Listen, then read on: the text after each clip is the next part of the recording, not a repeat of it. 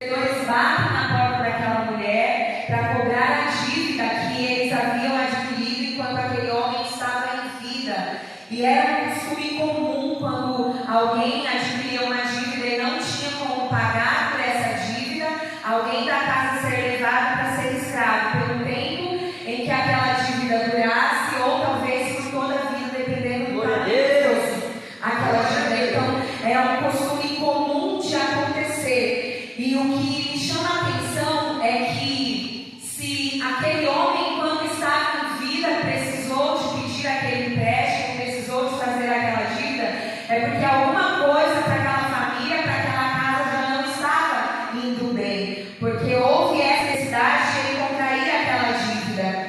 E ultimamente todos os temas em que eu tenho sido chamada, tenho tido a oportunidade de falar a palavra, o Senhor tem colocado muito forte no meu coração que Ele tem cobrado um conserto urgente da sua igreja, porque Jesus está voltando e nós precisamos estar de acordo com a sua palavra, nós precisamos estar com a nossa vida no altar. Se quando a trombeta tocar, nós quisermos ouvir o barulho da trombeta e subir nos ares como Jesus. Para isso é necessário que a nossa vida esteja no altar. Então nós entendemos aqui aqueles credores bateram na porta daquela mulher porque em algum momento aquele homem ele teve de adquirir aquela dívida porque alguma coisa saiu do trilho. O meu pai, por esses últimos dias que ele tem pregado, ele tem dito que o Senhor tem colocado no coração dele para falar apenas sobre a vida de Jesus, porque o interesse de Jesus é quando ele nos chamar, nós estejamos na posição que ele quer que nós estejamos.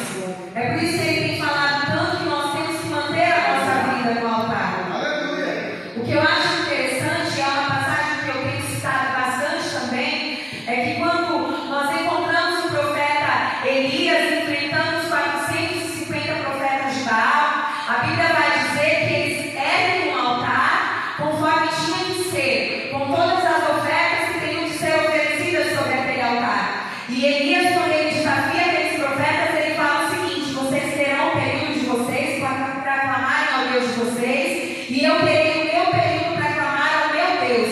O Deus que responder com fogo, esse é o Deus de verdade. E a Bíblia vai dizer que durante toda a manhã, aqueles homens clamavam a Baal e nada dele responder.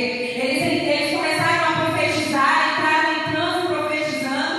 A Bíblia vai dizer que eles começam a cortar os seus corpos e nada de Baal responder. Até que chega um momento em que Elias fala: chega, agora é a minha vez de clamar. E a primeira coisa que Elias faz é trazer para junto de si aquele povo. E ele fala: agora vocês se acheguem e nós iremos clamar ao Deus verdadeiro. E a Bíblia vai dizer que a primeira coisa que Elias faz é consertar o altar que estava quebrado.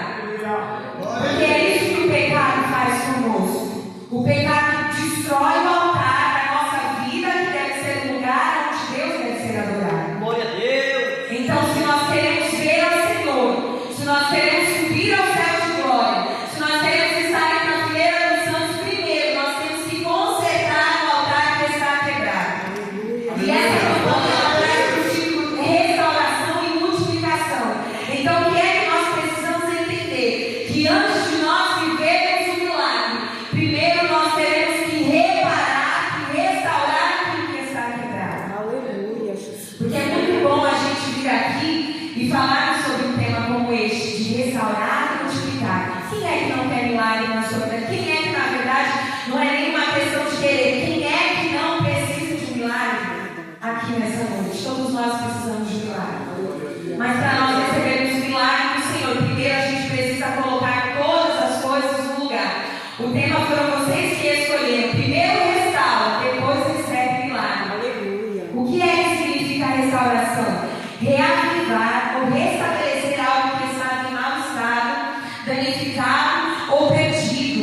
Então, o que é que nós entendemos com isso? Se nós quisermos viver o milagre do Senhor na nossa casa, na nossa vida, na nossa família, no nosso trabalho, primeiro a gente tem que aprender a voltar ao primeiro amor. É isso que Jesus tem clamado de nós, que nós precisamos voltar ao primeiro amor. Muitos de nós precisamos deixar de viver